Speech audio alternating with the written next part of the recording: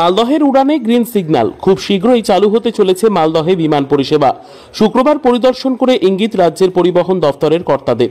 ইতিমধ্যেই কাজ শুরু হয়েছে বিমানবন্দরের টার্মিনাল সহ একাধিক পরিকাঠামো গড়ে তোলার। কাজ কতটা হয়েছে এবং কতটা বাকি রয়েছে মূলত তা জানতেই মালদহ বিমানবন্দর পরিদর্শন করেন রাজ্য প্রতিনিধি দল। কেন্দ্রীয় সরকারের উড়ান প্রকল্পের অধীনে চালু হবে মালদহের বিমানবন্দরের কাজ। রাজ্য সরকারের তরফে বিমানবন্দরের কাজের জন্য 15 কোটি টাকার বাজেটের প্রস্তাব পাঠানো হয়েছে কেন্দ্রীয় সরকারকে।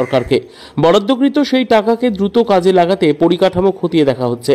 বরাদ্দকৃত টাকা এলে দ্রুত শেষ হবে বাকি থাকা কাজগুলি এবং শীঘ্রই চালু হবে মালদহ থেকে বিমান পরিষেবা।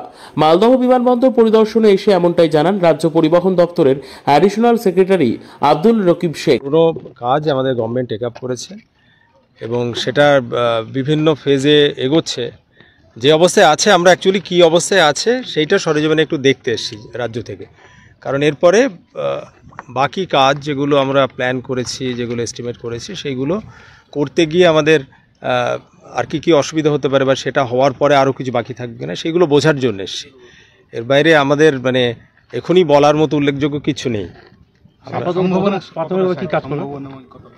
প্রাথমিকভাবে কাজ বলতে ধরুন যা আছে তার উপরে আরও ওই ডিজিসি এর যে অ্যাপ্রুভাল পেতে গেলে যে কাজগুলো করতে হয়, ইনফ্রাস্ট্রাকচারাল ডেভেলপমেন্ট, যেমন ধরুন আপনি ওখানে দেখেছেন ওই প্যাসেঞ্জার টার্মিনালটা ছোট আছে, সেগুলো হয়তো আর একটু বড় লাগবে। এই রকম যা লাগবে সেটা এক্সিকিউটিভ ইঞ্জিনিয়ার সাহেব আছেন, ওনারা ডিপিআর তৈরি করেছেন, ওনারা বলতে পারবেন ডিটেল কি কি ওর মধ্যে রয়েছে। বাজেট কি আছে প্রথম এখন?